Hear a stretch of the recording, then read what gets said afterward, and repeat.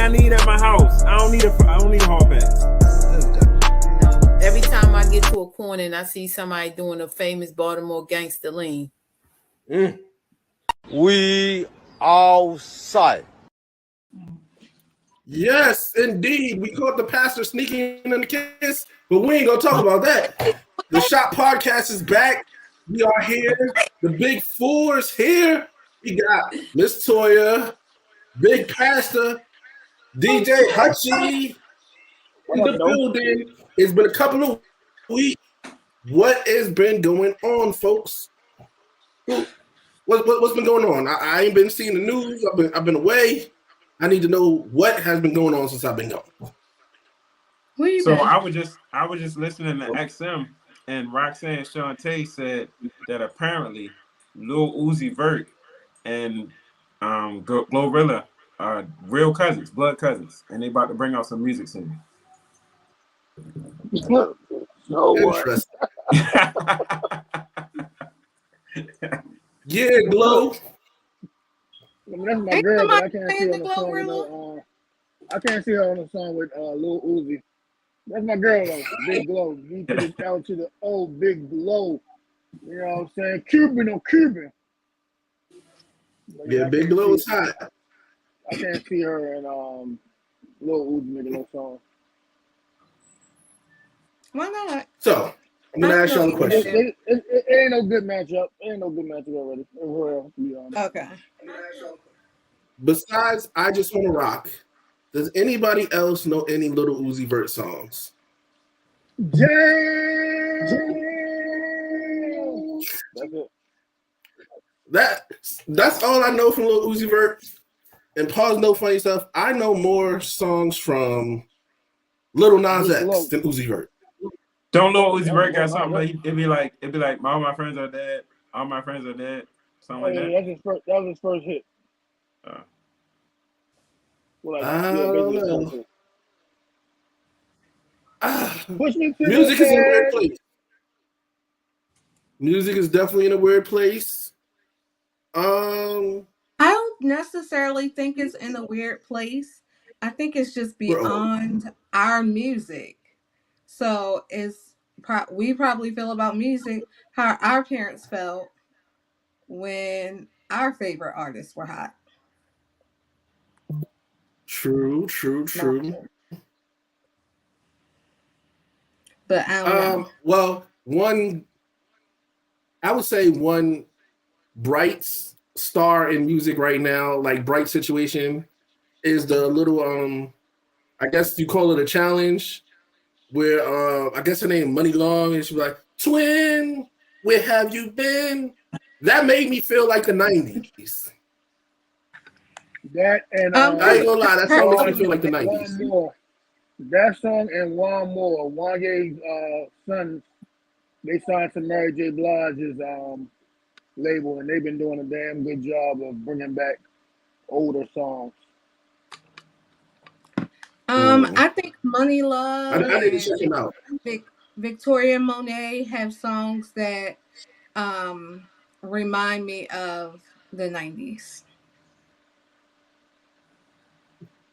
Oh, we got like Big Sharp and Coco Jones. Coco yeah. Jones too. Big Sharp? Yo. Big Sharp, what up though? Sorry, y'all. It wouldn't let me in. What's up, Randy? I don't know why. Hey, Randy. Yo, I heard a Johnny Blaze song, and it reminds me of the 90s, but I just feel like she just missed the mark with being like newish. So it just sounds like she made it in the 90s, and it felt like she was really, really trying not to do the 90s thing. But hey, I don't know if she's ever gonna actually make it in hip hop and R&B with a hit. I don't even know who that is. I think she fought with Bow Wow. She dated a lot of people. She had unprotected sex with Drake, and then talked about it and wish she hadn't did that. She's a stripper. But she's on. I think she was on Growing Up Hip Hop. She'd be like, and I think she was on Love and Hip Hop too. Everybody needs to be a success after being on those shows. I think was Cardi the first success after being with those shows? Yep. I feel like she was the first person that wasn't already a success. Word around town is Cardi about to drop that second album. So I think that'll be good. What'd you say? I said, well, good, finally.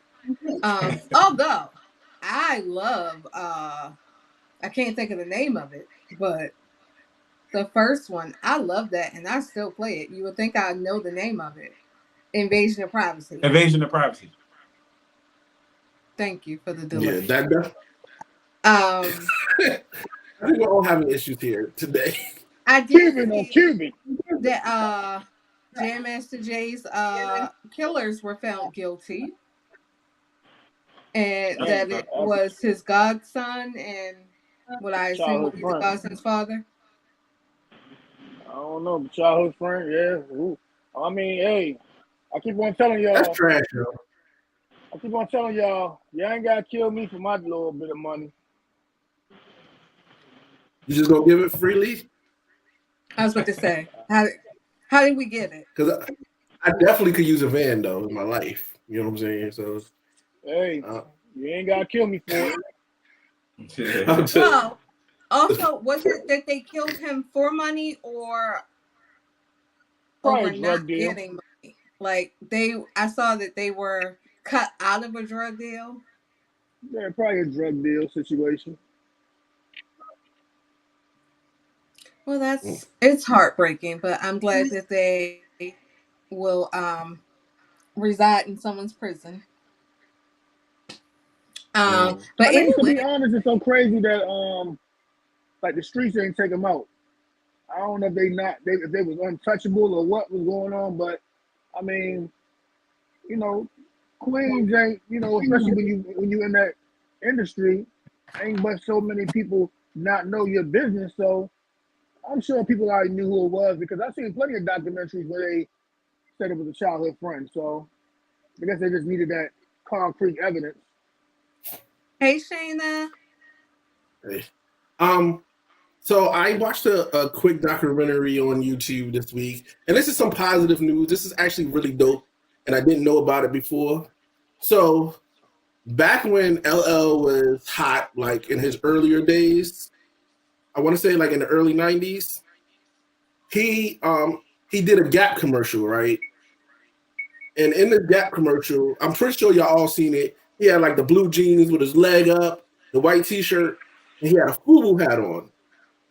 And in that commercial, he said something like, "Yeah, for us, by us, blah blah blah blah blah." With the FUBU hat on, Gap paid him a lot of money, and really what it was he was doing the Gap commercial at the same time of doing the first real FUBU commercial. So Gap paid millions of dollars to promote this commercial and everything. And inside of the raps, because of course there was nobody of our stature to go through the lyrics and be like, hey, he's talking about another clothing brand. So he was able to hide that in the lyrics. And then finally, like months after, somebody told Gap that, hey, for us, by us is FUBU. Look at his hat. And then they pulled the commercial. But I thought it was pretty dope that he used the opportunity with somebody else's money to provoke like one of the larger black brands without even them other people knowing. I thought that was cool. But I guess so. That's something I didn't know. Yeah. Yeah, I ain't know it either. And he got the hat on too. Dana said, hey. Randy said, I'm actually surprised that you didn't know that. No shade. I figured it was something a historian such as yourself would know. Damn. I feel like he came for you. I feel like that was a shot. Like when people say no shade, they're throwing all the shade in the world. Well, Randy, I greatly appreciate your support here at the Shop Podcast. And thank you. I was gonna say that's what you gotta say. No offense, bud. Thank you for your comment. I hope you have a wonderful weekend, sir. This feels shady. I really wasn't being shady, y'all. Not you, Toya. Hey, Hutch, that's the part where you be like, you ain't me and could never be me. Yeah, so they doing a lot that of we're clear on. A lot of shots around here. Randy, you don't want this smoke. Besides that, so I'm not even gonna lie. Somebody in the Facebook group posted this long situation about this TikTok superstar sensation / situation. So while I was away on a plane, I downloaded said video,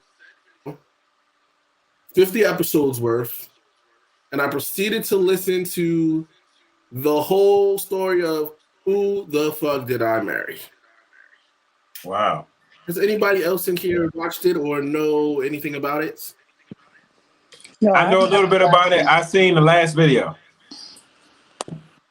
What you got balloons for? Is it a celebration? I want to know myself.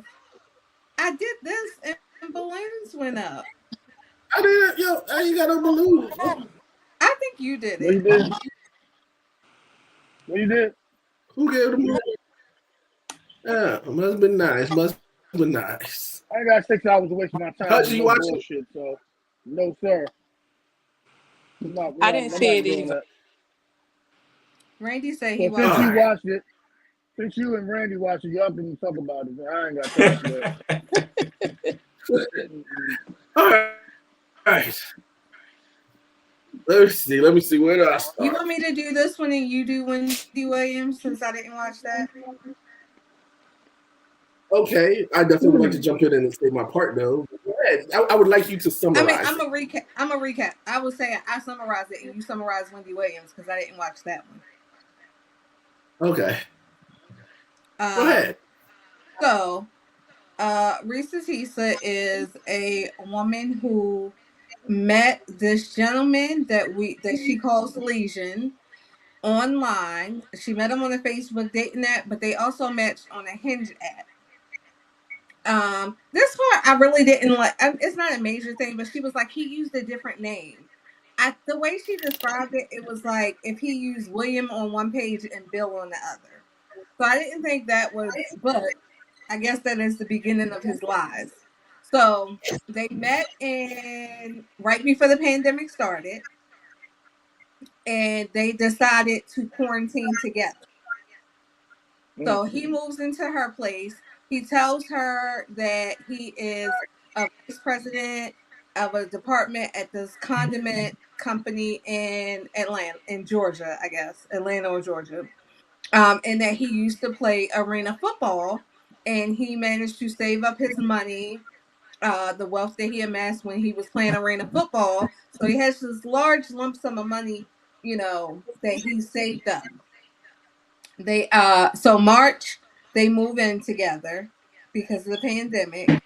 I think she got pregnant in like May. In June or July, she had a miscarriage.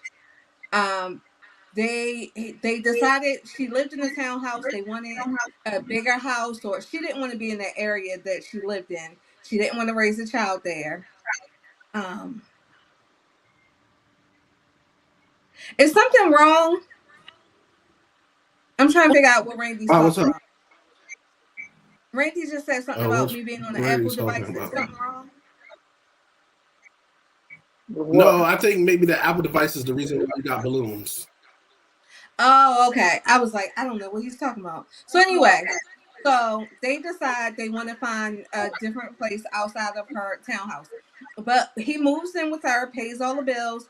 All she has to pay is, I guess, like her card payment, credit card payments, things like that. But he's handling all the household bills.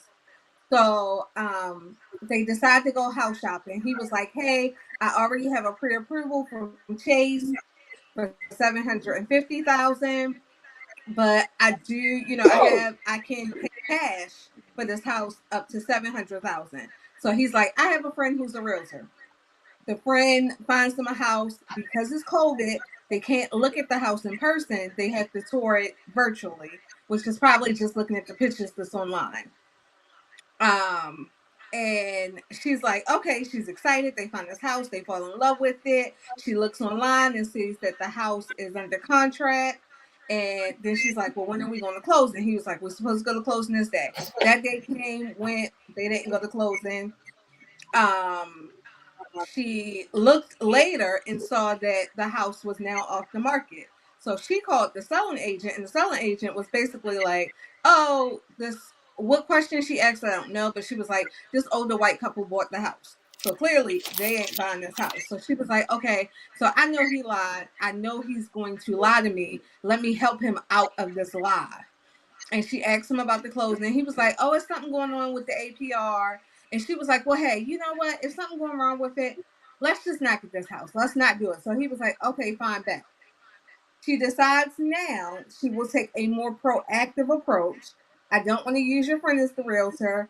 We're going to find a realtor. They find one. They're looking at houses. They put in an offer on one house. Something went wrong with that, or it wasn't accepted. Something happened with a second house. And then I guess like maybe the third house or something that they looked at, they put an offer in, cash offer, and the people are like, we will accept the offer pending proof of funds. He was like, I'm not going to give proof of funds until y'all accept the offer. They get to a stalemate, nothing happens. The sellers are like, well, we'll go with a different offer. So they don't get this house. Eventually, she was like, I think after the miscarriage, she was like, she didn't want to look for houses anymore. She needed a break to the holiday, to get through the holidays. They end up getting married, I want to say January 5th. She was like, by the end of January, they didn't do premarital counseling, but they decided, hey, we need to do counseling because this is not going right. They met with a pastor and his wife at counseling, and they were basically like, y'all not gonna last. This relationship is not gonna work. So then it goes through a series of lies. He lies about his family member. He lies. He said his grandmother died during COVID. Grandmother didn't die. He said he was divorced and him and his ex-wife still got along very well and he still loved her kids. And he's going around like talking on the phone to her kids, to the ex's kids, talking on the phone to his brother. But all of his calls are like this. It's never on speakerphone. So it's like, oh, my brother said, hey. And she's like, well, tell your brother I said hi. Or the kid said, is that so? She never hears these conversations. He killed off the ex-wife daughter, said that she died from COVID. He said he got promoted. Oh, so when it wasn't house shopping, they were car shopping. He said he needed the company. He got a promotion and they were giving him a company car. So they go shopping for BMW for him.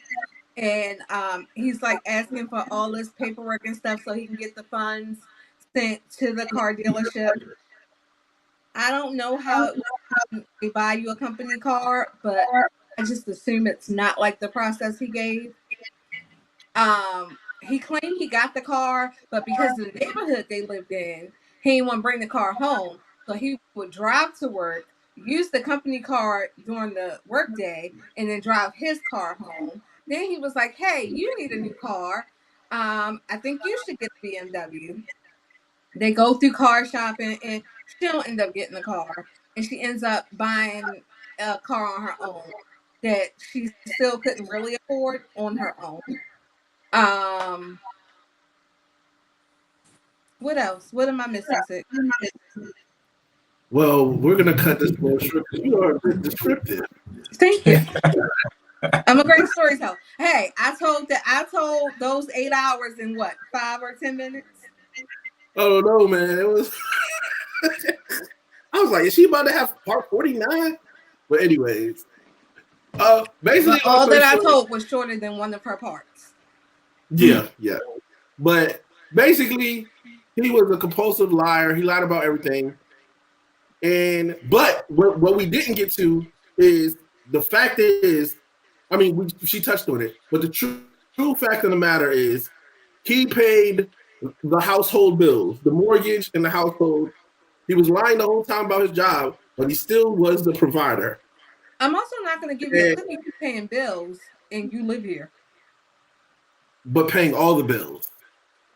I'm not going to get into splitting hairs on that, but I'm assuming her bill, not to be disrespectful, but I'm assuming her bills weren't that much considering he was paying them with temp jobs. While she sat there you moved into my house. I'm not giving you a cookie for that. Folks, no matter what job I'm doing, he was just telling little lies. He was not little lies. He was telling large lies, and I guess mentally she wasn't with it. But the way I view it might be different from other people. But I view it as okay, you already knew he was lying from the start for a while. It's just like it's just like having a second job. I tell you lies, you say and you keep your money that you make, and I pay the bills.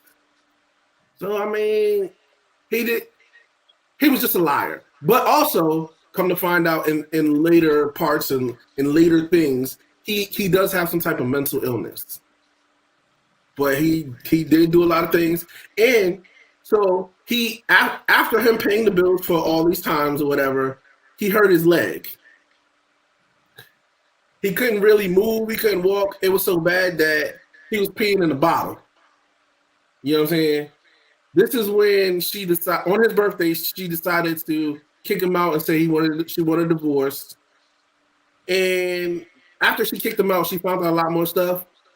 But at that point, he lost. He didn't have nothing, and she tricked him to sign. Well, she didn't trick him, but anytime anybody gives you some paperwork to sign, you need to read that thing.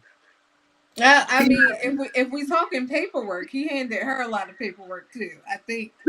I think you should let up off of that one. Okay, so she wanted to see his bank accounts and all that. The slick shit that he did was he took screenshots of like somebody's bank account on the internet, and then he would turn the phone around and be like, "This is how much I have in this account," and it'd say like 9,000, 10,000. So she thinking it's all good, but it was really just a screenshot. So all that shit that he did was fake. He was a liar.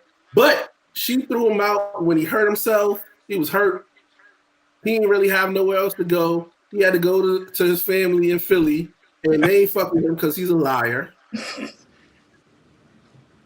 Oh, you just get past the Google printout, bro. What did he Google printout? Everything was a Google printout. The pre-approval for the house was a Google printout. His promotion, because he showed her his promotion.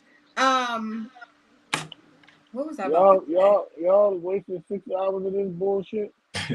Well, I listen to podcasts a lot, so it was no different than listening to a podcast. I missed a couple of my murder podcasts for this, but I mean, the way she set it up too was first of all, she gets you glued. Number one, people going crazy on the internet, and I ain't go.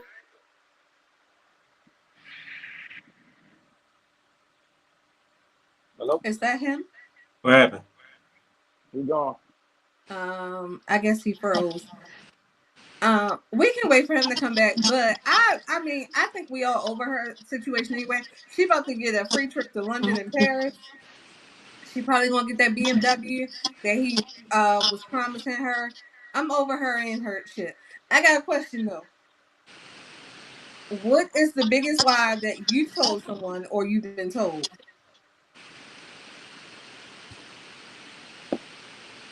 I don't know.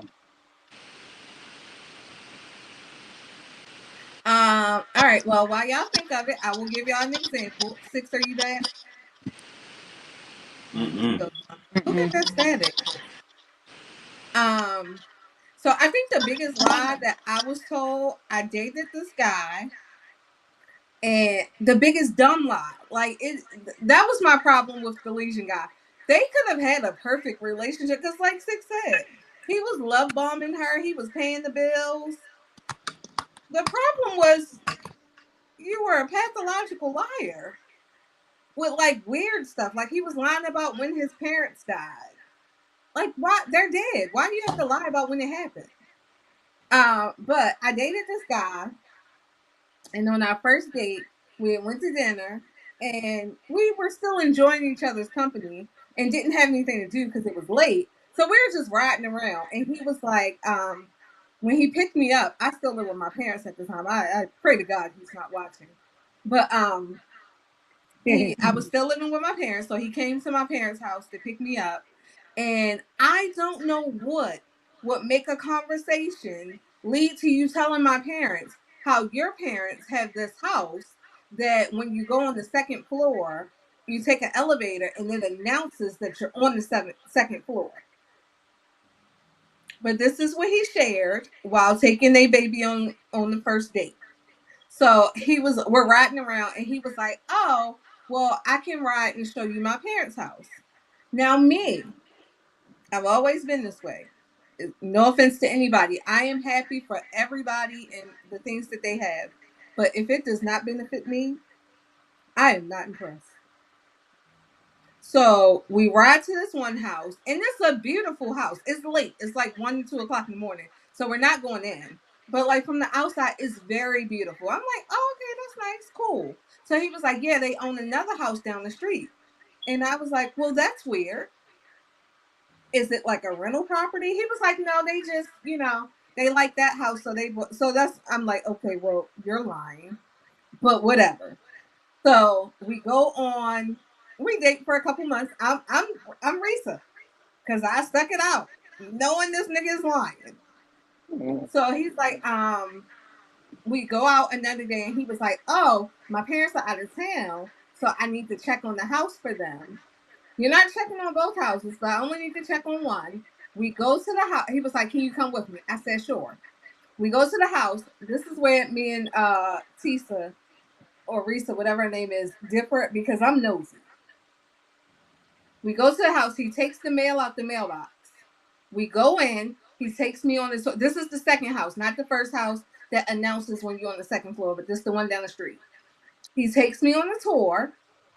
And I guess preemptively, he says, we go into one of the offices and he's like, you see how my parents put my god sister's pictures up, but they don't have no pictures of me and my brother.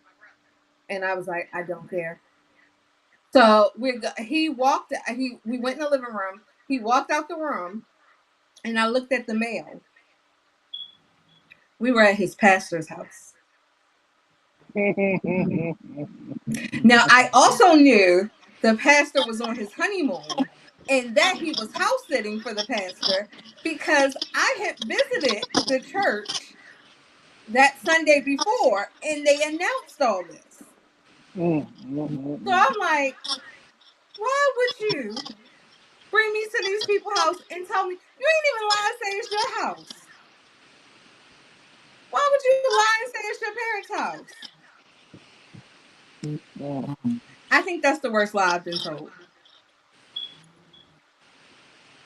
Anybody else? I'm the only one taking lies. Yeah. So I dated a girl that basically told me that she loved me, and then a little bit further into the relationship, she said that she was still in love with somebody else. So. Oh, I'm sorry. But did she lie? She couldn't love both of y'all? Right. Nah. Big Shark, I know you got something. I was trying to think, and I guess the same thing would be around like what Pastor said, somebody lying and saying that, that they were all about me, but then come to find out, they were cheating. I've not had no house stories. I have not had any car stories. So that's about it. And other than, people lying about their financial situation and finding out that they broke. I had another guy, because I grew up in church. I don't really date. I dated church guys all my life. So I had this one guy who, as my mother likes to say, or would say, was throwing rocks at the penitentiary. So he thought he was a drug dealer. And one day he came over and it was like the helicopters were outside. And he was like, "Oh man, I think they looking for me. I think they." I was like, "Well, here's the thing. You can get the fuck out of this house. Because if they are after you, I'm not impressed if they are. But if they are, I will give you away. I'll call them and let them know where they can come find you. I ain't the one." The other lie that Legion told was, and this is where I said me and Risa Tisa differ.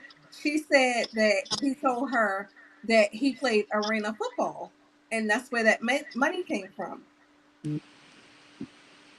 I make more than the arena football player. That's Googleable. She wanted to find out everything after she kicked this man out. It was no point in looking then. But when you, what'd you say? I thought we lost you too. I was about to say one by one. Most women, when they meet somebody, they Google them. I don't know what she was doing. She actually did a background check and was like, it came up empty.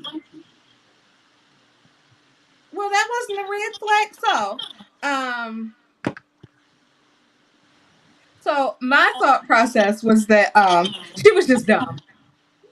Sorry. K-Search. Hey, Jada. That was my end conclusion. She was dumb, and it was like listening to a podcast. So the next thing that we're gonna move off of her and her dumbness. Six lost power, y'all. So I don't know if he's coming back. And he was supposed to help me out because my mouth hurts. Cameron Newton. Yeah, why was they fighting him like that? I didn't get the story. So I'm not 100% sure, but from what I researched, it was like, at first people was like he beat up some kids, but these were adults. And then the adults came out and said he put his hands on one of them first, so they all jumped in. They just all still got beat up or tossed around. Yeah, that man was holding his own and his hat never fell off. Exactly. So, because I saw Uncle Shay Shay saying how if it was Eli or Peyton Manning, you would never see that happen. Hey, Wims. Well, where was the security at? But I don't know. That's a good question. But also, if it's true, because we don't have the full story, but from the guy's version, if he put his hands on them, I think we would see that from Peyton Manning. Like, we would see them get beat up too. Like, they were talking trash. And I think Cam reached over and like grabbed one of them. And that's when they all jumped in. Yeah, I think that's the number one question. The Hutch asks, where was security? I don't know. I have nothing to give on that one. But you know, it's crazy because I mean, from what I understand, he was doing some type of weekend camp or some type of camp. So, you know, my thing is like we can't have nothing. You know what I'm saying? And hey, Danny. But true, if it was Eli or Peyton or Tom Brady, you would have never seen no shit like that. Okay, so yeah, security was there after, but where was they at If I'm a celebrity, I need security around me. I'm not going to be out there just right, just walking around willy-nilly. Randy said, basically, allegedly, the coaches said Cam had been talking a lot of trash leading up to the event. And even at the event, he was instigating the argument. He made them adults look like kids. So, but I don't know if because I saw they were on the podcast. I don't know if their account is accurate, but they claim he put his hands on them first. So, who's wrong then? Because I mean, have all the words you want to. Because if we somewhere together and somebody put their hands on you, theoretically, I'm going to jump in and be like, y'all not going. I'm probably going to pick up something and hit somebody, because I'm not a fighter.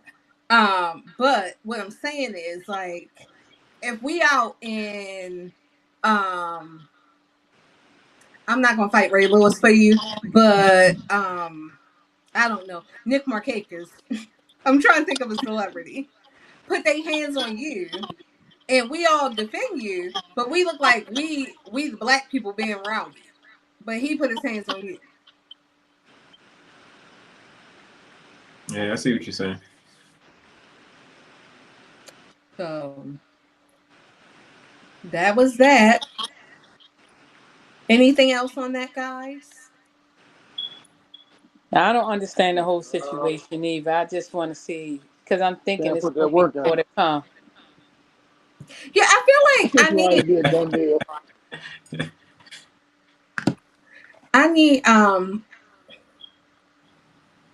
I had to come up with somebody, Randy. I didn't know I'm not gonna fight Ray Lewis for anybody. That's who, and that was the only name that was coming to mind. I ain't gonna do it, and I ain't fighting Lamar for y'all. If Lamar swing on one of y'all, I'm just gonna be like, damn, Pastor, you did good taking that L. But I'm not fighting Lamar for you. No. I'm gonna be like, whip him. So moving on. Did anyone? Six need to get on his phone because this was the one I ain't watched. I'm gonna skip to Mea Culpa because I did watch that. Anybody watch Mea Culpa? I fell asleep on it. I don't know if it was late or what, but I fell asleep on it. Big Shark? I didn't watch it. Shayna didn't watch it, Pastor? What was you asking about? Mea Culpa. I don't know what that is. It's Tyler Perry's Kelly Rowland starred in. Shayna, tell the truth. Shayna, you answer. I don't know why I asked that man. Because she gonna come busting through talking about, I watched it twice. So I don't. I was only there for the Monster Ball part. Why is it called? Why is that the name of it?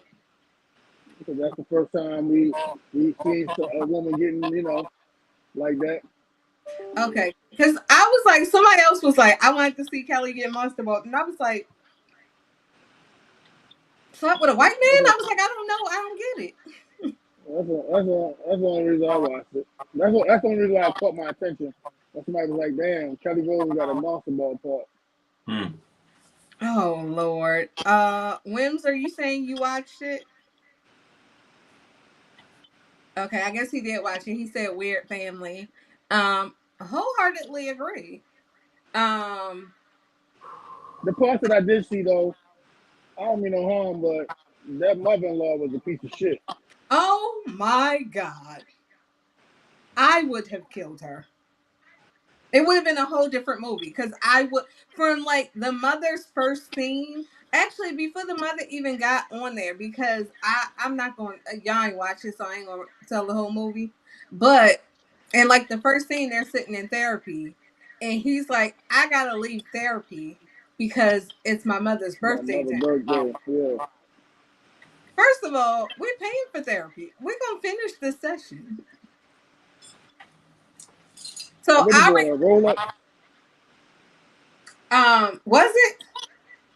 I don't really know. I know he had to sell a piano to get her gift. Right. But the thing, the white piano. what would say? Artist seduced her. So like I said, I'm not gonna tell the movie because y'all didn't watch it. But what I will, a lot of the talk was like people either loved it or hated it. I didn't really get slow to me.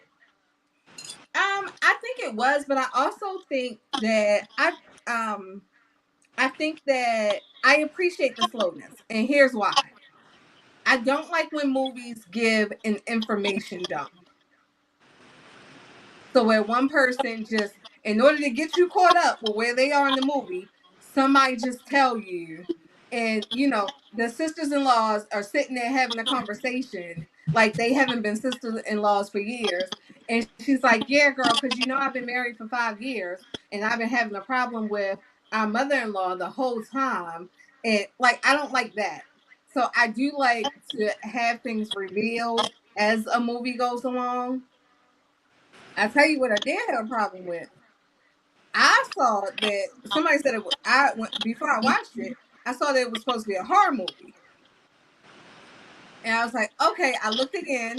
It wasn't a horror, but it was a thriller. I still forgot it was a thriller until the end of the movie.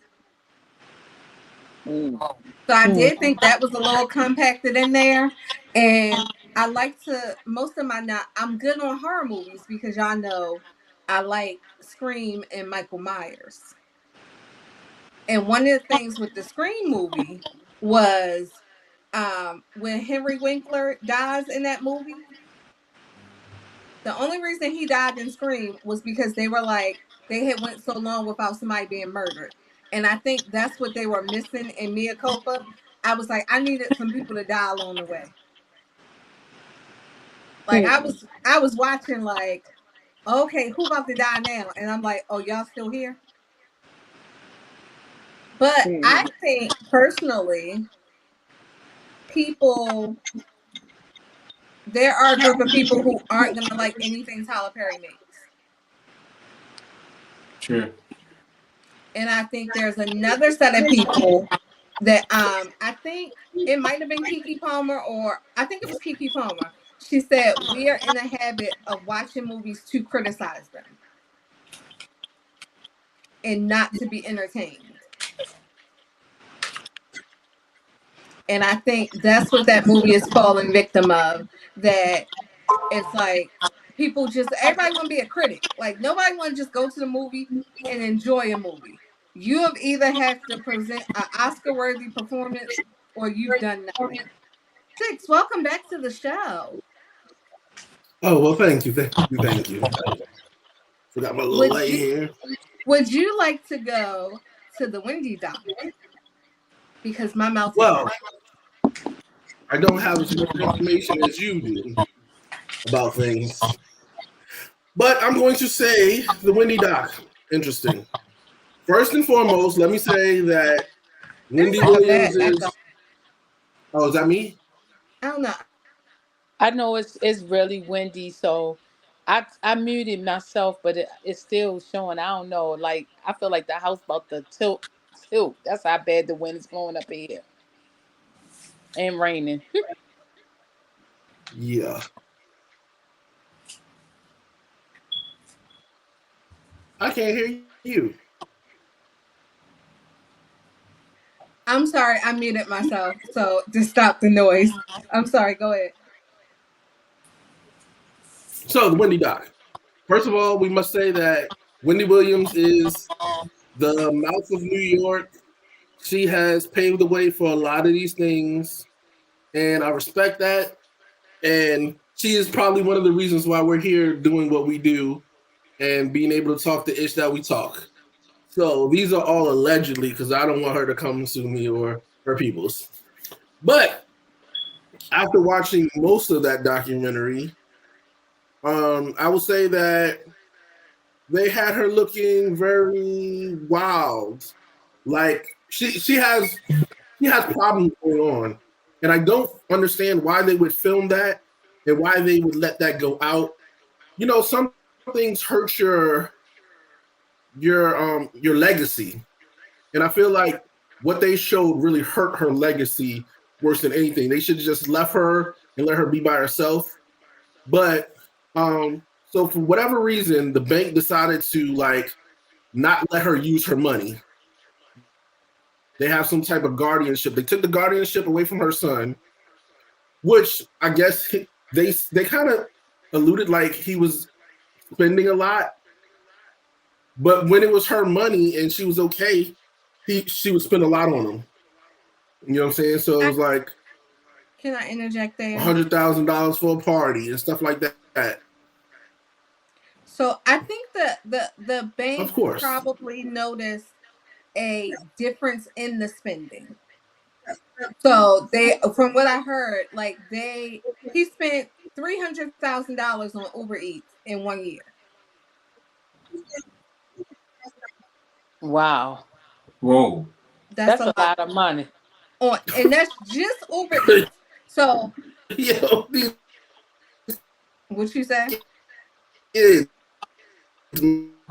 Man. Is that him or is it? Okay. That's him. You breaking up real bad.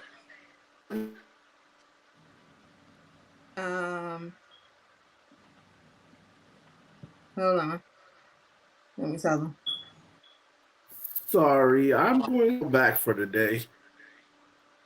You what? My laptop is going through it. I said my laptop is going through it. I feel like the shop should pay for me a new laptop. Oh. Because we use it for business, you know? Oh, okay. Well, on behalf of the shop, no. A big fuck no. So let me give you a little reprieve while you work on that, and I'm gonna see if I can because I ain't really watched, but I heard enough. So her son moved her to Florida with him and his cousin, and they were spending excessively. Now here's the thing: she's been rich all his life, so he probably does not see it as like his spending habits are wild. But he's also like in college or something, or just out of college. He probably don't know how to spend that money. But I did hear that like while she lived with him, she was on like a better diet. She was healthier. But when the bank saw, and I wonder was it Chase Bank, because that's who Tisa had her things with. Legion was banking with Chase Bank. But when they saw how the spending was, and it was the family who was doing it, the bank didn't decide who would be her guardian. The court decided that nobody in her family could do it. And the documentary is basically, I guess, I didn't watch it, so I don't know. I know she's the EP on it, but I'm assuming maybe her publicist and manager. I'm not sure who really was over it, but I hear that like there's nobody that's really in her corner looking out for her best interests. I think somebody said like her niece is, but her niece has her own life and her own job and things like that, so she can't take her. I think the best case what they should have did was probably let her stay with her son, but somebody else manage the money. That because these people are, from what I heard, I said I would watch it, but I didn't watch it because I was a big Wendy Williams fan. I never agreed with anything she said, but I loved her. And I heard how it was how much she was being exploited. I was just like, I don't need that negativity in my life. So there definitely was a weird situation in it. There you go. So you better come back with that good internet. I don't know what's going on. There's a storm out here. I feel like Pastor and Kathy. Are you and Kathy in the same place? No. I wasn't gonna say that. Really, Kathy? Now you denying my home. Is he asleep, by the way? Let's not talk about the pastor's internet because the pastor's internet is working right now. We don't want. It is respect. Pastor, I was not mentioning your internet at all. I was gonna let that. Today I wasn't. And then I was gonna play off that I might be with Kathy, but then she's gonna go clown me like that. So forget you, Kathy, and your shoddy lighting. Kathy was like, but look, Six, I don't really want you to be. I don't think you really went in because the kids just told me a tree just hit the car. So. Oh God. Yeah. Who car? Mine. That's how. Like that is really how bad. What car? Your baby. Oh, hell no. They said sticking out the front grill. You done took Roxanne up there to get abused? I'm gonna say y'all that's dedication because somebody told me a car came and fell on my tree and be like, you know what? I'm out, y'all. I got to go. Bro, she would look, Toya. She said it all calmly. Right. She told me that a tree hit the car. A tree fell on the car. I don't even want to go. I don't even want to go see because before, like a couple of minutes ago, when I looked out there, the trash cans was everywhere. The trampoline looked like somebody just did this to it. Like it's literally destroyed. Kathy said, I ain't gonna ask you why you gotta worry about that car. Hold on. The kids exercise with it, but it look like this now. It's messed up. Them kids damn near 30 years old. They should not be trampoline out there. Did you say anyways? Look, Kathy, you're gonna have to get some Google pics that look like nice weather outside. I'm just trying to remain calm. I don't even want to look and see what else outside has happened. So I'm just focusing on the show right now. All right, y'all be careful out there though. I mean, it sounds bad. Like I said, I don't know what it sounds like to y'all, but it sounds really, really bad. Yeah. One weird thing with the Wendy Williams thing. So she, after 8 months, she went and seen her son, right? And they went to Florida. Her son and her nephew were like almost 40 minutes late when they said that they were on the way. When they got there, they never even hugged her. Like I thought that was weird. And you know how women always stick together. So my wife's opinion on it is, after the dude started cheating, she started going like this. But I feel like she was a heavy drinker, and I feel like Yo might have dodged a bullet. But that's just the man in me. So but it's a sad show to watch. You do know she has dementia, right? Did you get to that part? I mean, I'm not allegedly. Everything is allegedly here. These are not the words of Stick. I don't think that's allegedly. I'm gonna get you a dictionary for Christmas, so you know when to use that word. No. She's been diagnosed with dementia and aphasia. So I don't think. So that what'd you say? Nothing. What'd you say? You said you don't want to talk about it. I don't want to be on the bad side of Wendy Williams when she comes out of because she might try to take our little podcast. But she definitely said that she was going to do a podcast. I just think that. I mean, it may be a total of like she has great. So it's like 3 different diseases going on. While she had the show going on, she announced she had Graves' disease. And now she has dementia and aphasia. And some of those can be caused by she is an alcoholic. So some of that can be caused by that. I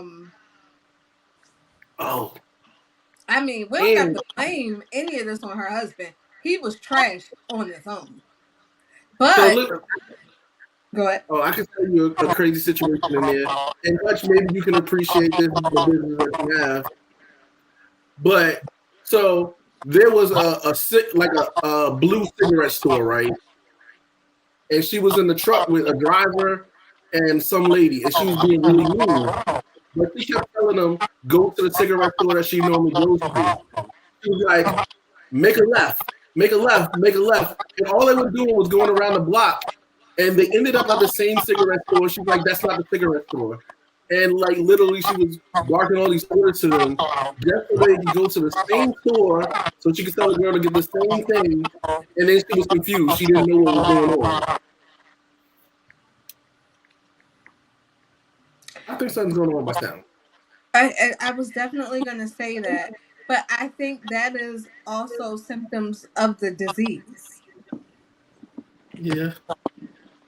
So, because I heard I heard that like she's very mean in the documentary, but those are also some. I think people think dementia is just forgetting things, and that's not necessarily the case. Bruce Willis has the same thing.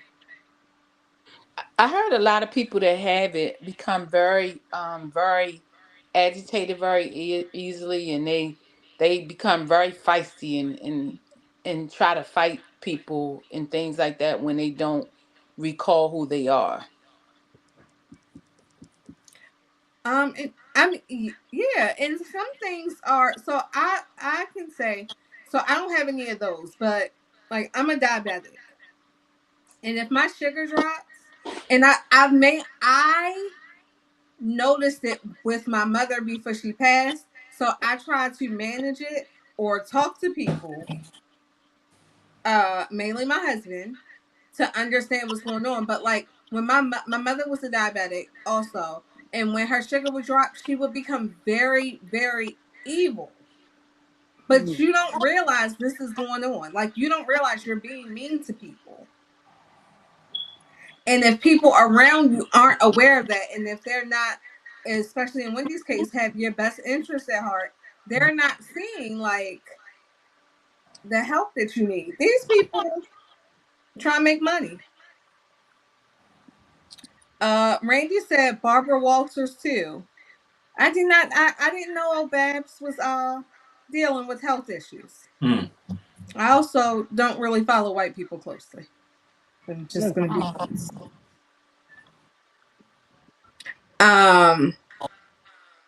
But I feel bad. I wish that I think somebody tried to block the documentary from being released. The people who created it, they just said that they tried to stop it. Then they said they wouldn't have released it if they would have known all that about it. So it's really sad. I hope and I hope and pray that everything works out for her. I have seen on the internet several times people saying that it's karma, and I don't really think people get like what. Again, you gotta hit no dictionaries because that's not how karma works. If that's how karma works, every podcaster is bound to have a mental health issue. So I just feel like also when it comes to that type of situation, but people shouldn't be saying it's karma. People should be praying for this lady, regardless of whatever. She's an entertainer. She did her job. You know what I'm saying? She told the news. So at the end of the day, how are you mad about a person who was employed by a radio station and then had a show which involved gossip news? This is what it is. This is her job. Exactly. Speaking of, I didn't mention this part while we were talking about Risa Tisa, but while we were talking about Wendy Williams, I'm gonna bring up her homeboy, Charlamagne the God. Him, Just Hilarious, and T.S. Madison. So when they were talking about Risa Tisa on the Breakfast Club, Charlamagne was like, "This sound like Big Back Energy." Now, the full thing led to, he said that, and T.S. Madison was like, "Are we gonna let him do this? He need to be punched in his face," or something like that. I forgot what it was. But then Justin Charlamagne was like, "That's messed up, because if we said something like that about her," basically it would be a hate crime, is what they were getting at. So then T.S. Madison came back and said something else, blah, blah, blah. My thing is, what is big back energy? Another stupid ass term that people use around here. Big back energy, big dick energy. All these terms are just stupid as shit. I gotta follow the leaders type stuff. Because my thing is, so he was like, so I'm gonna leave this T.S. Madison part out, but because I ain't fitting the fight. Nobody battles over there. But he was like, that sounds like big back energy, and Jess said, well, she was like, she remind me of Sheila trying to get up that mountain to save her marriage, and he was like, no, but Sheila was pretty. So I'm like, what is? I was like, I thought. When people say big back, hold on, let me see. Randy said, big back behavior, playing on the trope that overweight women are desperate. Okay, so that's what I was trying to get at. Because why is that the case? Because I'm like, it be skinny bitches that's desperate too. It's some skinny ones that want to get married. It's some skinny girls with low self-esteem. Why is it that big girls gotta be desperate? Because it's the same for big girls as it is for skinny girls. You miss a dude, they like buses. Next 5 minutes, another one coming. Like, I don't appreciate where we're going at with that. But so that was my problem with what Charlamagne said. And like, because a skinny woman could fall for those things. Somebody who wants to be married and wants to, have a family, because as Six likes to say, this man was so great because he was paying all the bills.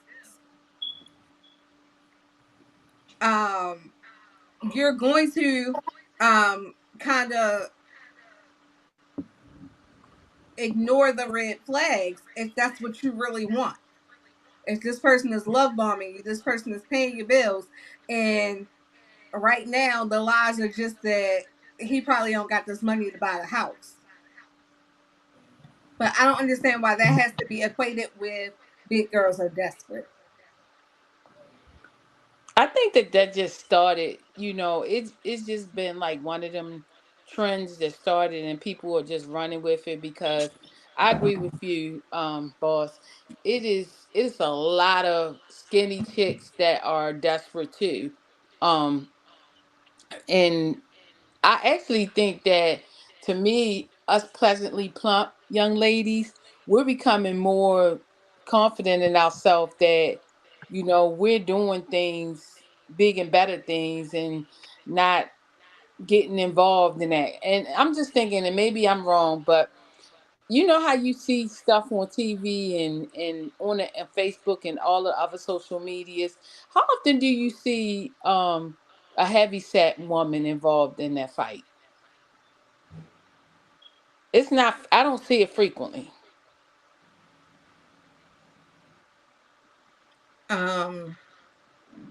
I mean, listen, I was a fat kid. I've been fat all my life. And desperate was never really. I've always wanted to be married. Like the things that I could understand about Risa Tisa was that, like, I grew up in church. I always had this mindset of wanting to get married and have a family and things like that. And feel the pressure of not living in sin and stuff like that. But desperate ain't never been it. Yeah. Never been me either. I think it's, and it might, if some people might say it's all about, your upbringing, and where your self-esteem at and so forth. I think that's true, because I like I said, I've been big since I was like 3. And I think my mother made it a point of reference to not to make sure that I saw women who were big and were beautiful and were proud of who they were. I remember, like, my mother took me to see Monique. In hindsight, I think I was too young to see Monique. But I think her purpose was for me to see this big, beautiful woman from Baltimore shining. What my aunt's best friend. I think my mother always like made me use her as a point of reference of this beautiful woman who's plus size, who the shit. And so I've never felt like, oh my, and I mean, I'm not gonna lie, the boys have liked me since I was young. So I never felt like because I'm a big girl, I'm not cute. What I did say was for people not to say to me, "You're cute, you're pretty to be a big girl." And I'll be like, "Bitch, I'm a pretty big girl. That's what I am." But that's just me. But that was my beef with Charlamagne. I was like, I don't like this whole, he basically implied she sounded like she fat. That's why she fell for this. Like, well, your wife is skinny and she fell for you drugging her. That's desperate. Because I ain't forget that, nor will I. Speaking of people drugging bitches. I knew that was coming. You like the segue? I did. My boy is back in the news again. Unfortunately, I'm going to have to stop calling this man my boy. Really, literally talking about take that.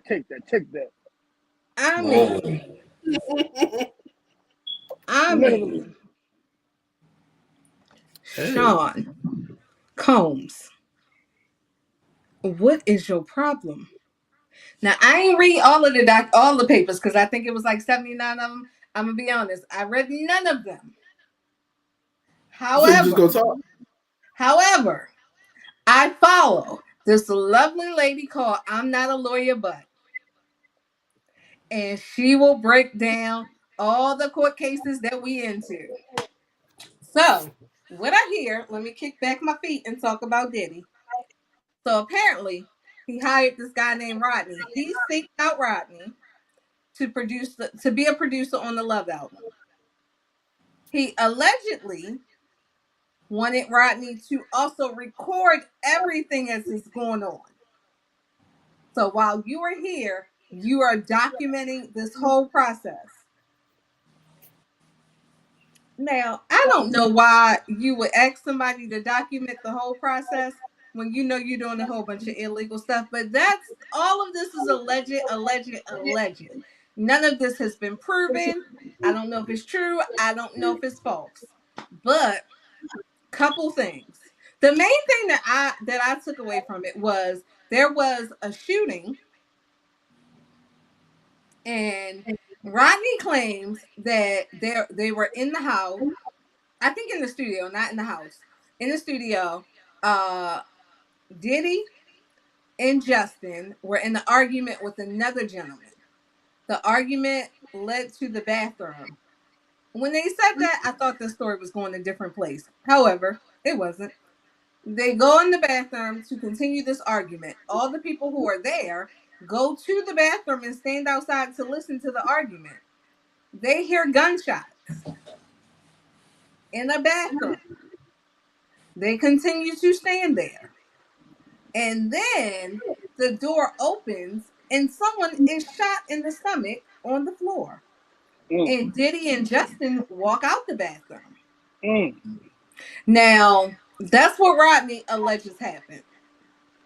I guess what court documents, police records say is that gentleman was outside and somebody was shooting and he ran in, and that's how he ended up in the bathroom. But they was like, you know how Kid Cudi said his car got blown up. They was like, he got people in the police too. They can make this situation work out however it needs to work in his favor. The other thing was, that's one of the criminal allegations. Another criminal allegation was that there was a listening party and Redacted was there.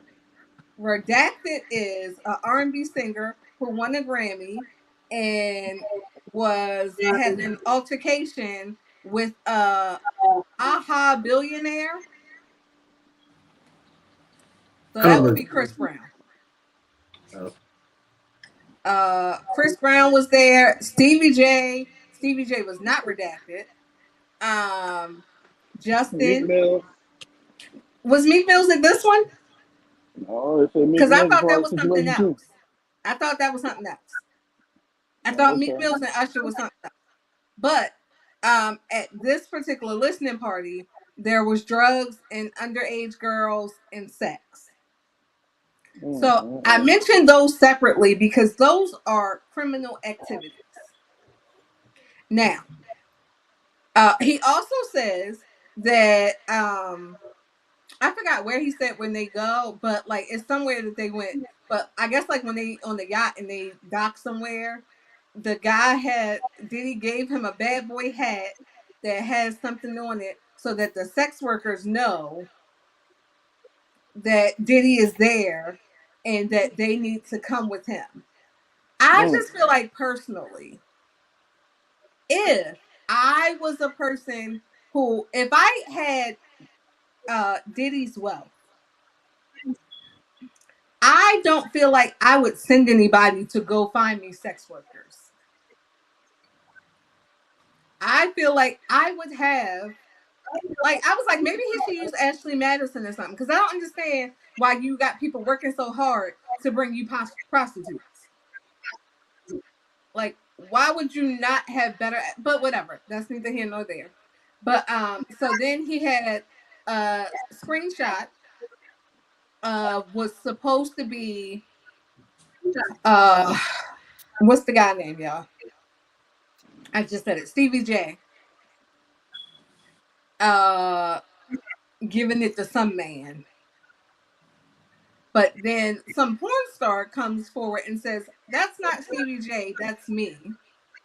That's weird. Then there's another part. In all these parts, I don't get why they're being brought up, because you're just outing people for, whether it's true or not, you're outing people for the hell of it.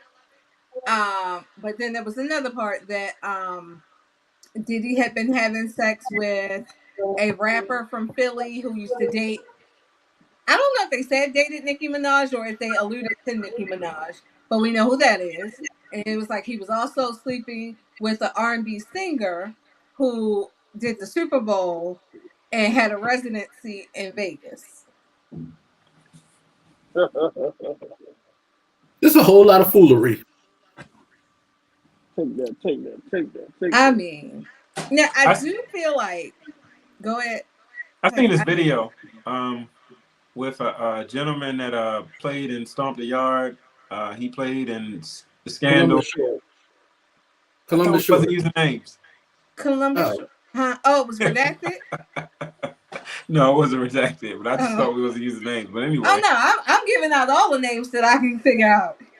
All right. Those are words of Toya. Name already. But I seen a video on Facebook where it said he got a phone call from Diddy one time, and Diddy was like, "Oh, what's up, Doug?" And then he invited him over his house. But Diddy was the only person at Diddy's house when he invited Columbus Short to the house. So, needless to say, he didn't go. He probably should have went. Never mind. But I'm just saying, maybe he could do more than 2 B movies had he shown up. That's all I'm saying. Because and Columbus Short probably just want to keep his mouth shut since his career is over. Quit knocking bitches around. Take that. So yes, again, all of those are just allegations. At this point, I do think that here's the thing. Everyone, if you know me, you know I've loved Diddy since the 90s. Like, there's no secret to that. How I feel about him in 2024? Whew, bro, you probably need a jail cell. But I when I was younger, I wanted to be a singer. But I have always said there is no way I would work for or with Diddy. Something in my spirit told me back then, you don't need that. Come on, the bad so boys. crazy is it was for telling you the to stay away from bad things. Bad boys.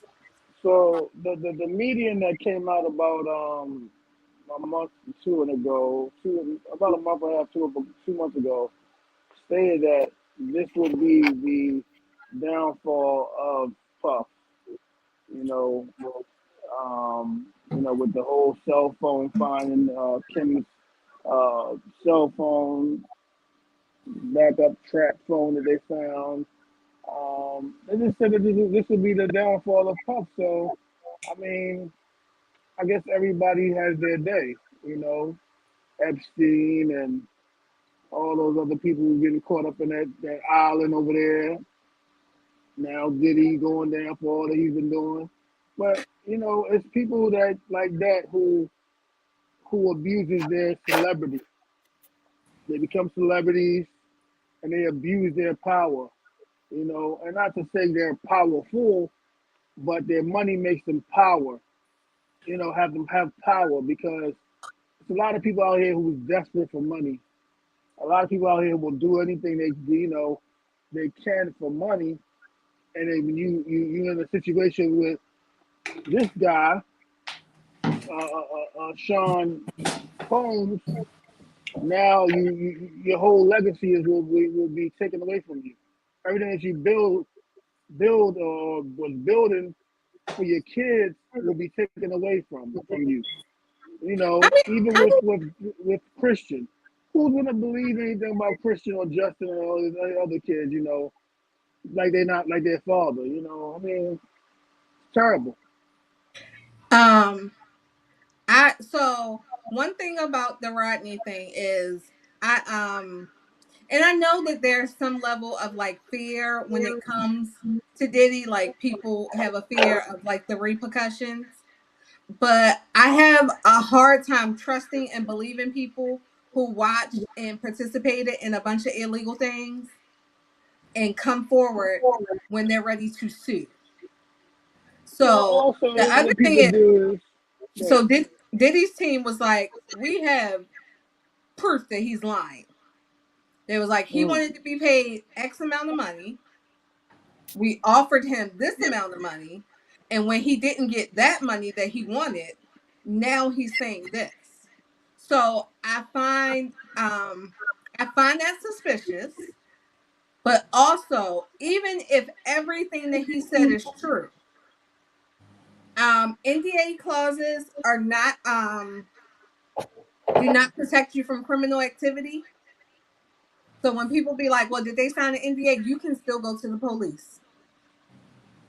If you can't go to the magazines, but you can go to the police.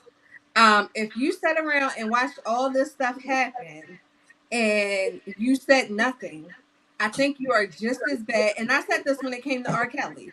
For all the people that sat there and did those videos and said, oh, he did this and he did that, and I saw he did this, I feel like you're just as culpable as that person is.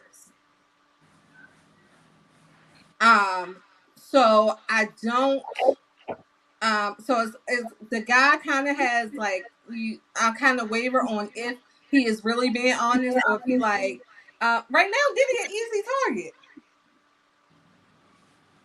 Like if you've been around him, you could probably come up with a lawsuit because Cassie knocked down started a domino effect. You can go in and a lot of times people don't settle. Sometimes they settle because they're guilty. Sometimes they settle because it's quicker and easier. Even when it came to Cassie's settlement, the corporation told him he had to settle. That's why they settled. It was like it came out. It was settled in 2 days. I just need $1 million. That's it. Listen, I'm like, David, I never met this man. I have nothing that I can pull up, but he's an easy target. But that's your fault. You're also an easy target because if you ain't do all of it, you done some shit. One thing I learned in life, right? When you out there doing dirt, you do that shit by yourself. You know what I'm saying? back in the day when I used to work the finish line and I used to be out here trying to, take shoes, I did that shit by myself.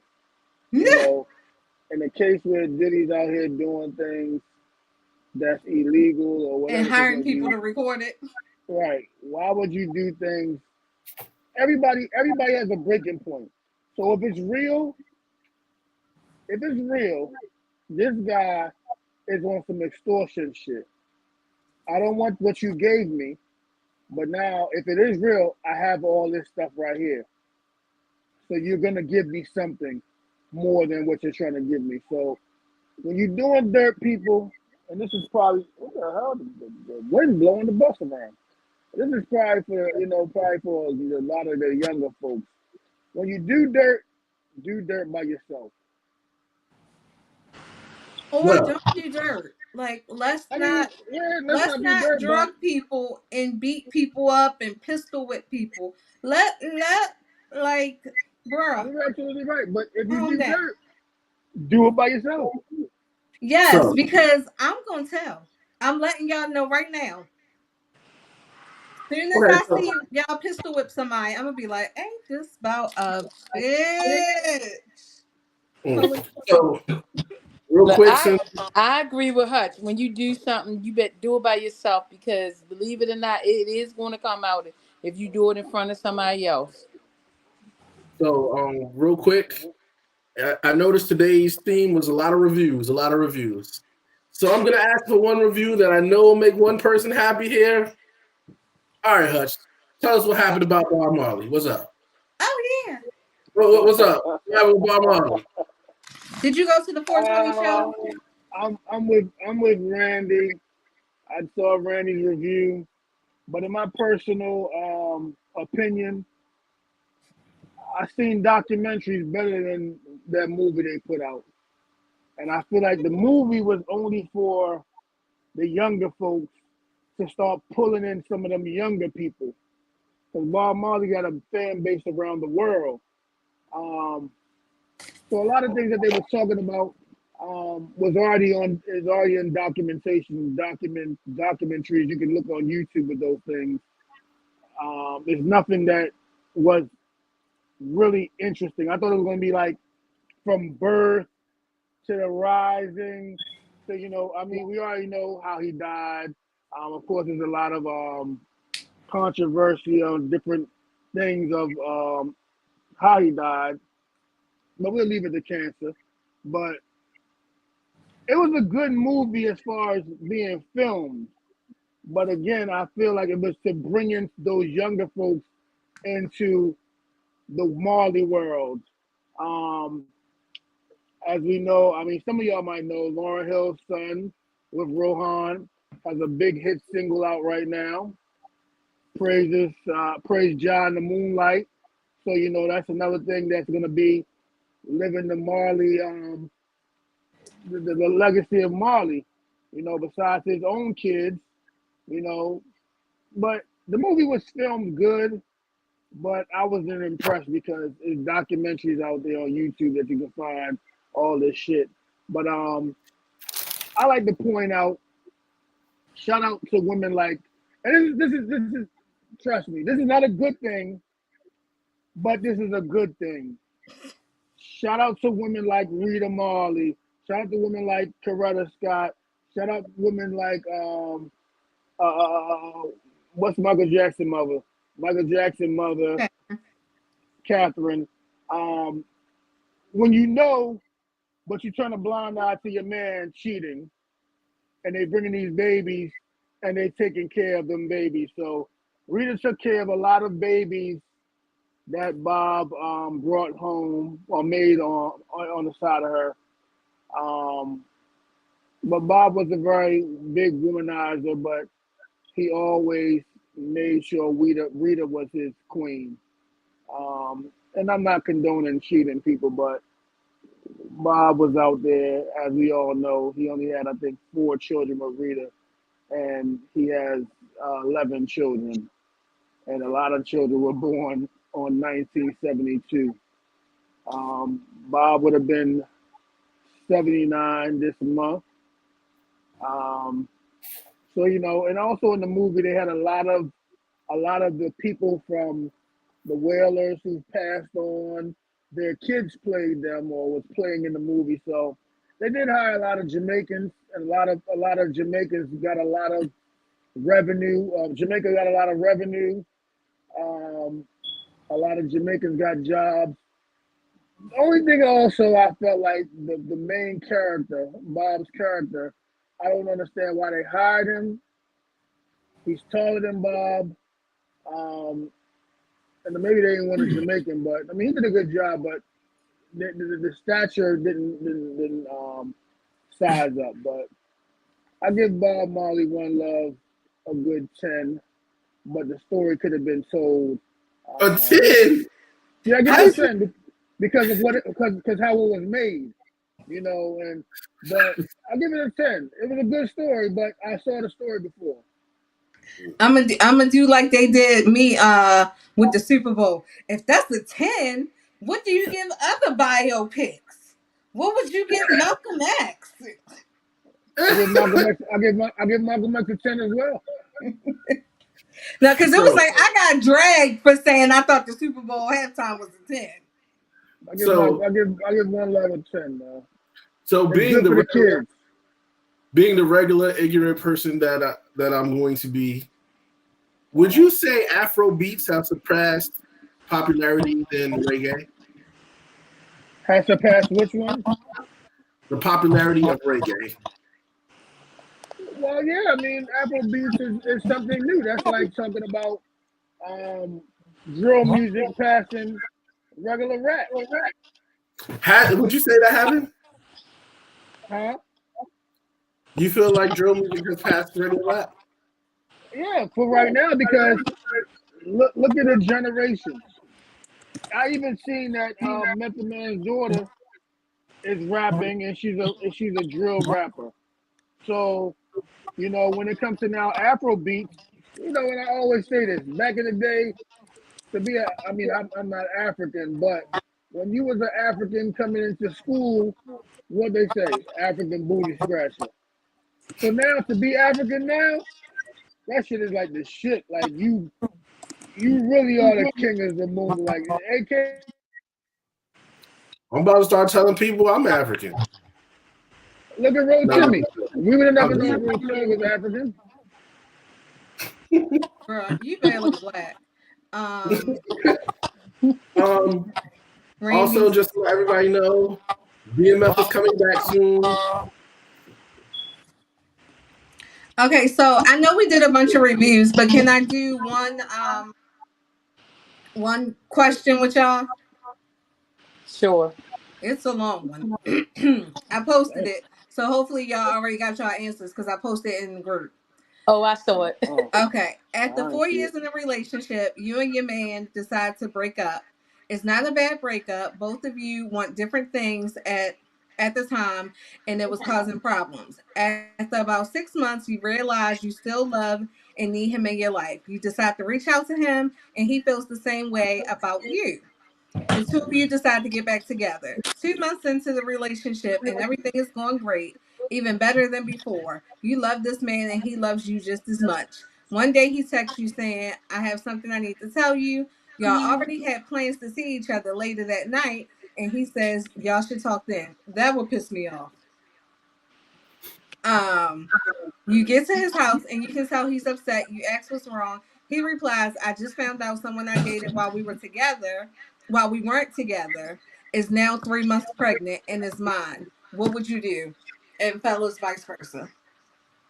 Ties in with Bob Marley's wife taking care of all those kids.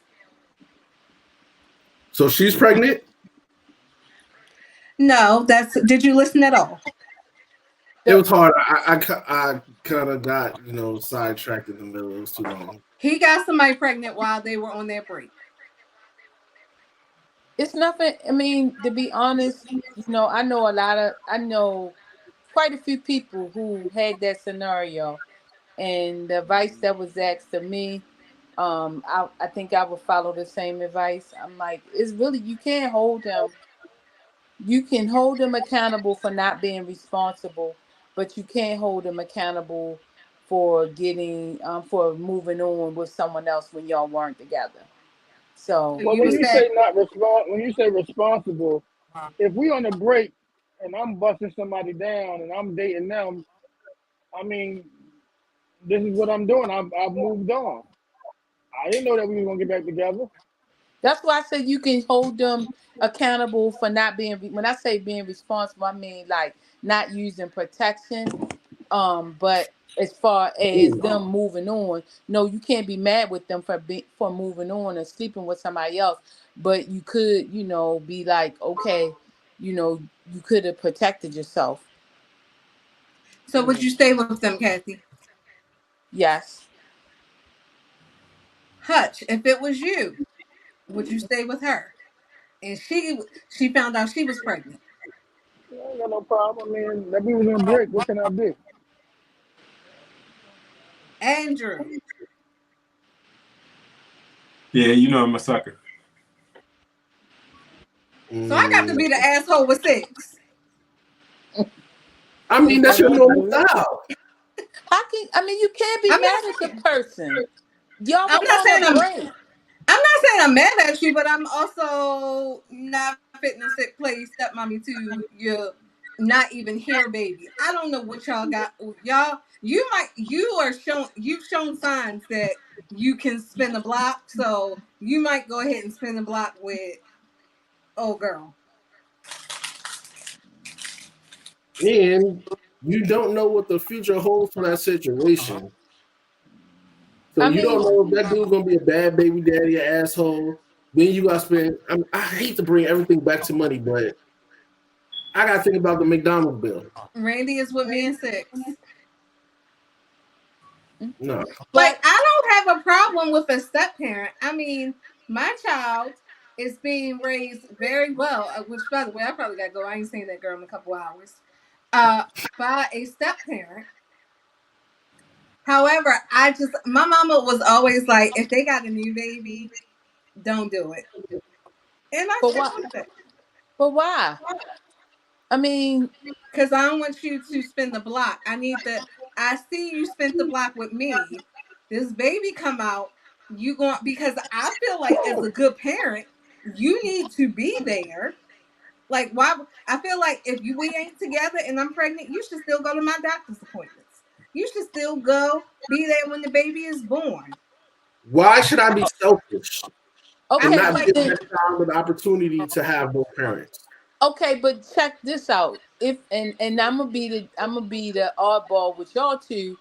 Who's to say that person, the guy, can't still do that? That doesn't mean he had to be in a relationship with the person to go to doctor's appointments. And I mean, because if the heart wants what the heart wants, and if he don't want her, like if he's not physically attracted to her, and you don't know if it was just a one night stand or whatever it was,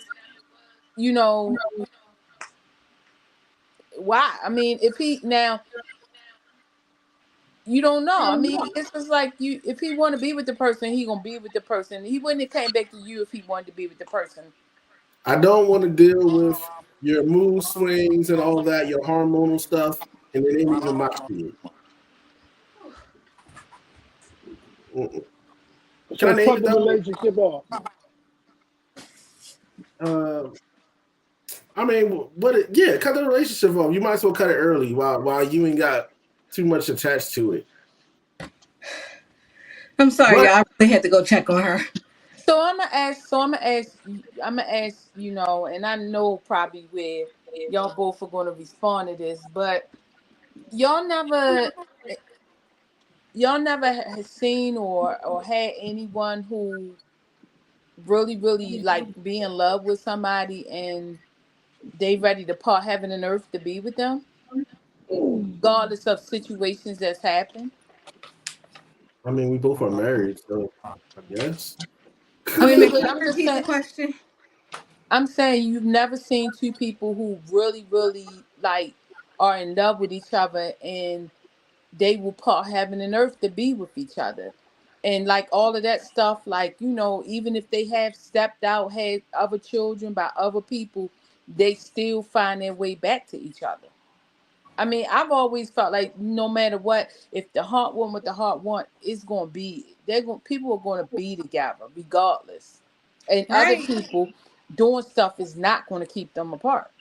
His heart might want that baby mother. I'm not fitting to deal with it. But if he wanted the baby mother, he would have never came back to you.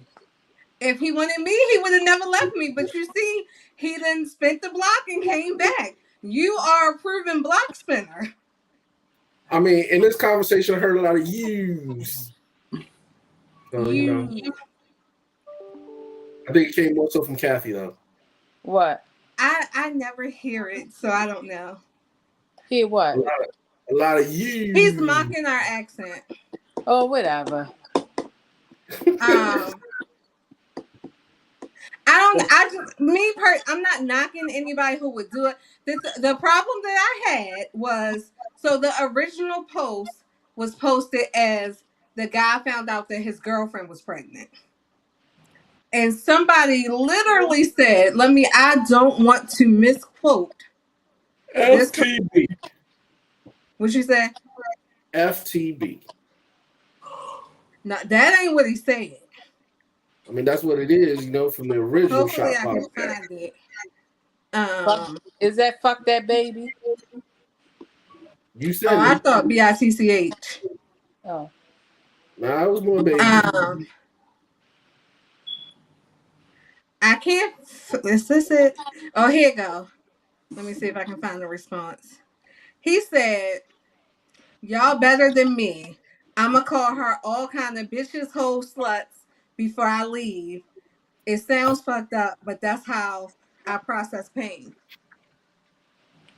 I said, "You just don't like women. That is what I'm taking from that, because you called her a bunch of names for something that happened while y'all weren't together." I'm gonna bow out of this conversation. What you say? I'm just gonna bow out of this conversation. Do you agree with those name calling? I never agree with those name callings at all. Women are precious creatures, and thank you. Thank you. I appreciate that from you, Six. Because it seems like a lot of men can't keep that BITCH word out of their mouth. In my younger days, I would say it's okay to get some pussy. No, I mean it to me, that's like the first thing, that's the go-to word. As soon as the arguments start, that's the go-to word. Hold up. Can we go back to the story? They were together. How long were they together? He didn't say. So they was together. Let's just say they were together, 4 years. They broke up for some reason. During the break of their breakup, somebody got pregnant. They got back together.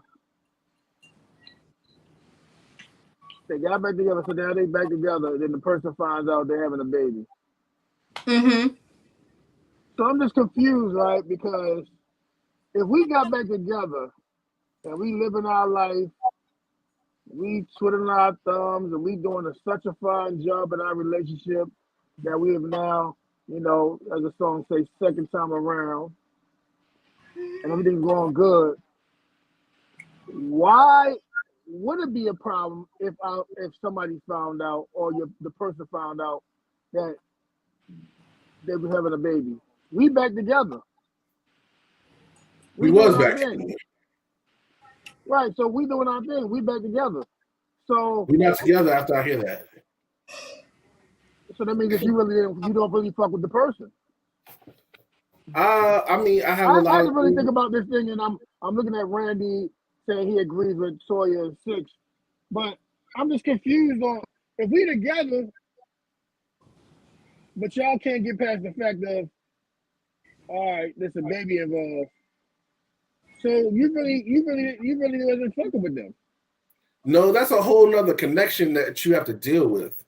And in getting together, I didn't plan to have that connection in that whole headache. So if I can remove myself from the situation, how you know it was a connection? How do we know it wasn't a one-night stand? How do we know it wasn't just a jump? No, it's a connection because that is a new baby father that I'm going to have to deal with.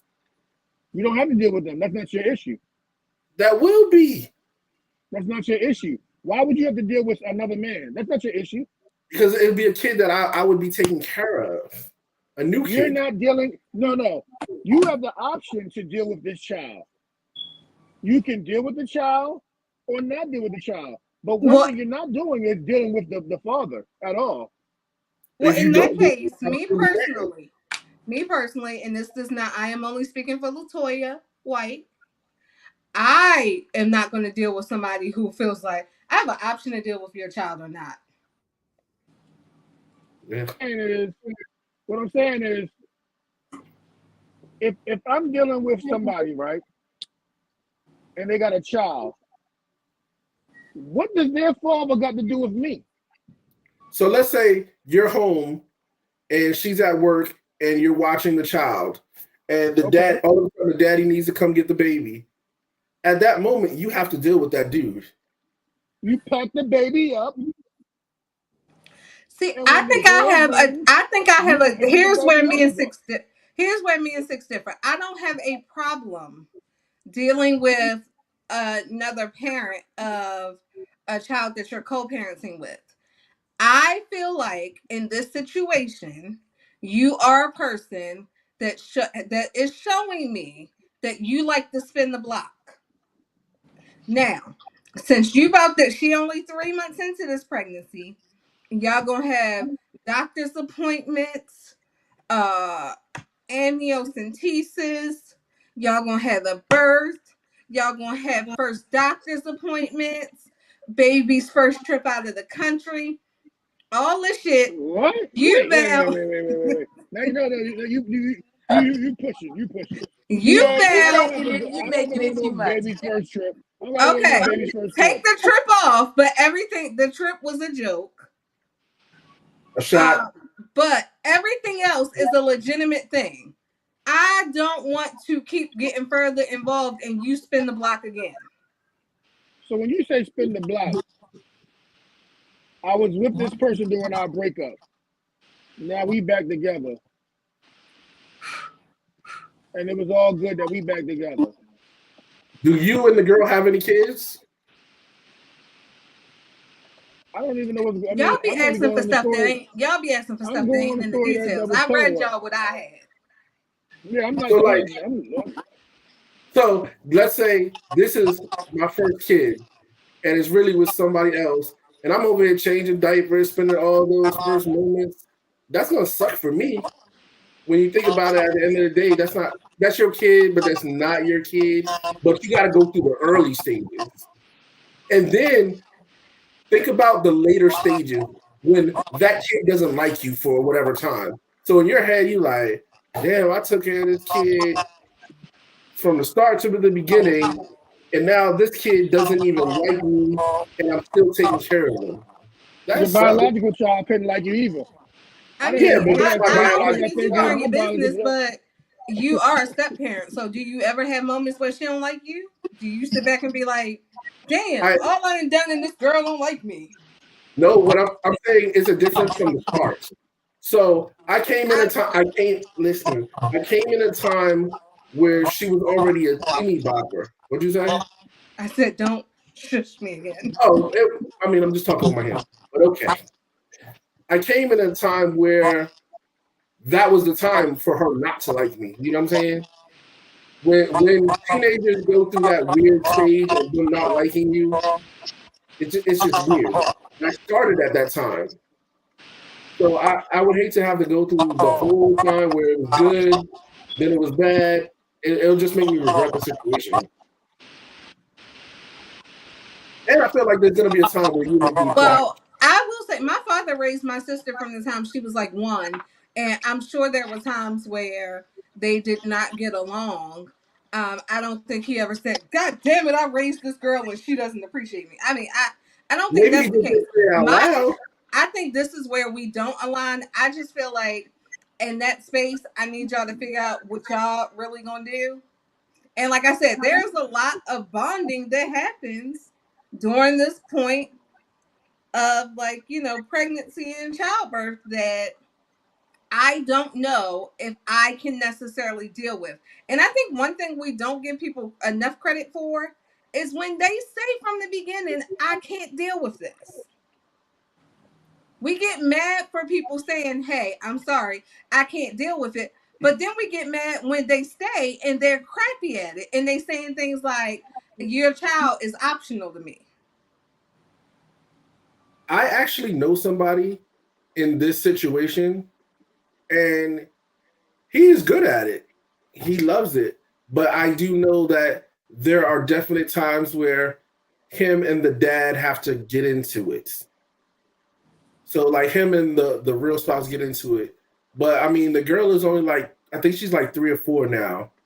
But he loves that girl all the way. And they were married, got a divorce. She had a baby, and then they got married again. Oh my goodness. I know somebody who did the exact same thing. I'm just confused. I'm just confused on why am I dealing with another parent? I don't have to deal with another parent. And I don't understand why would that be happening.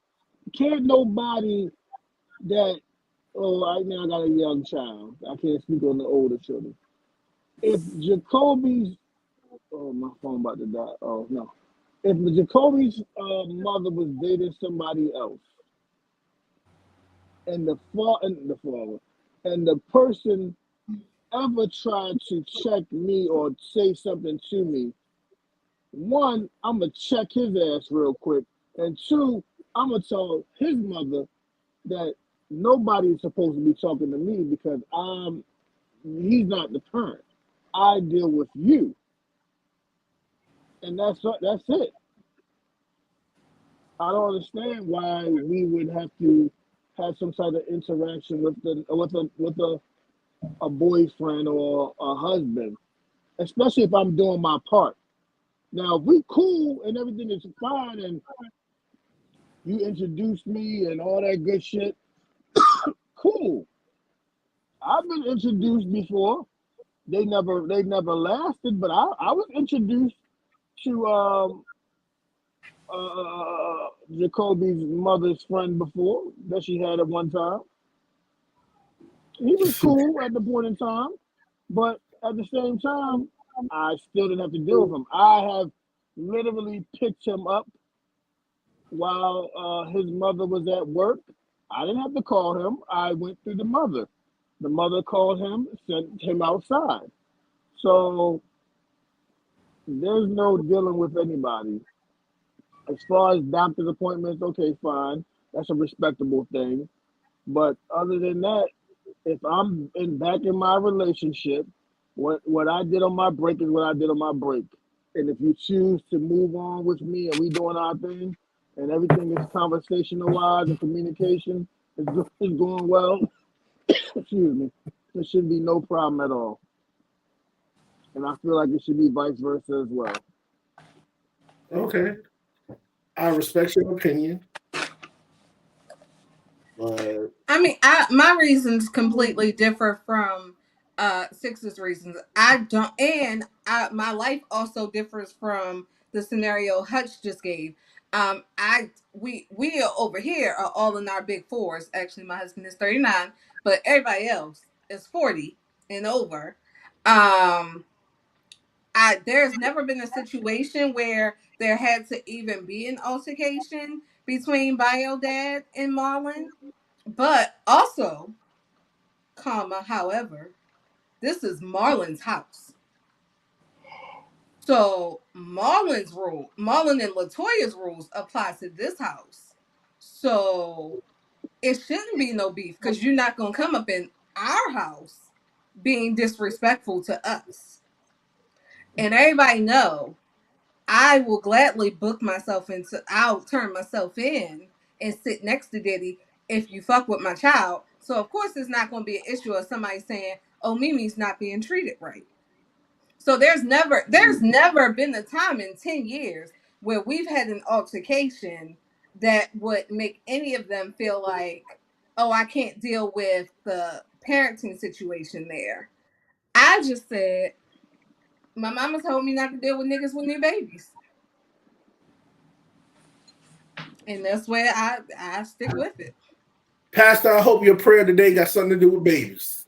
But wait, before you get, so you would break up your relationship if he had a baby? Well, clearly they ain't been back together that long because she 3 months pregnant. So yeah, I can move on.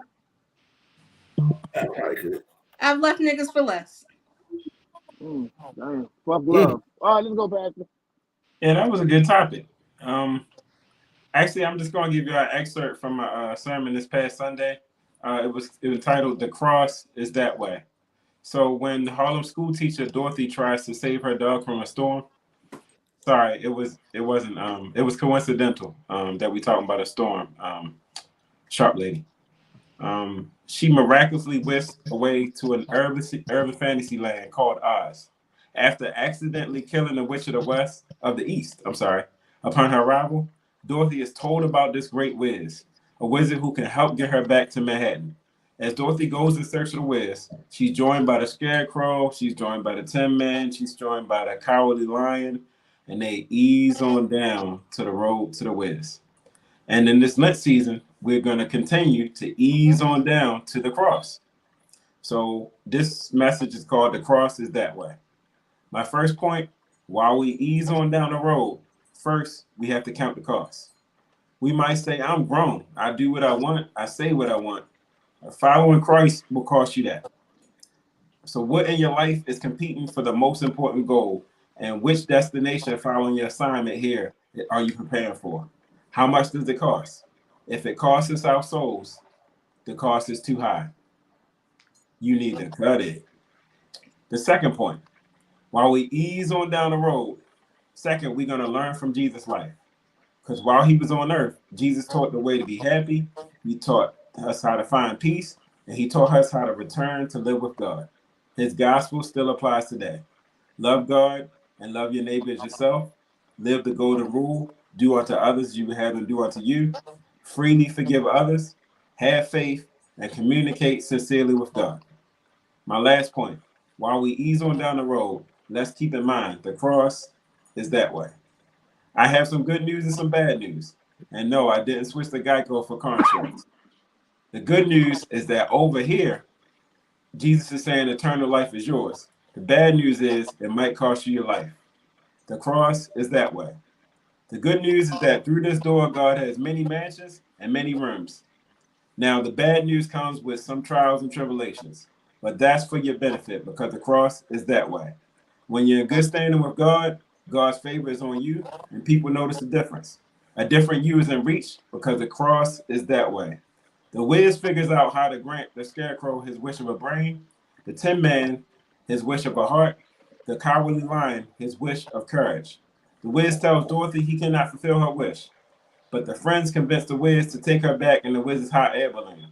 We know God as a heart fixer and a mind regulator. We know that God has not given us a spirit of fear, but one of power, love, and a sound mind. When we get there, we're going to be reunited with those who went on to glory. Hearing the Lord say, well done, my good and faithful servant. You've been faithful over a few things, and now I will make you ruler over many. So what we're going to do, we're going to keep on easing on down the road to the cross because the cross is that way. Amen. Amigos. Sound like you're looking for amigos, good sir. That way. All right, y'all. Well, that's our show. Have a good night. Y'all have a good one, and we will see y'all next week. Bye. Hopefully.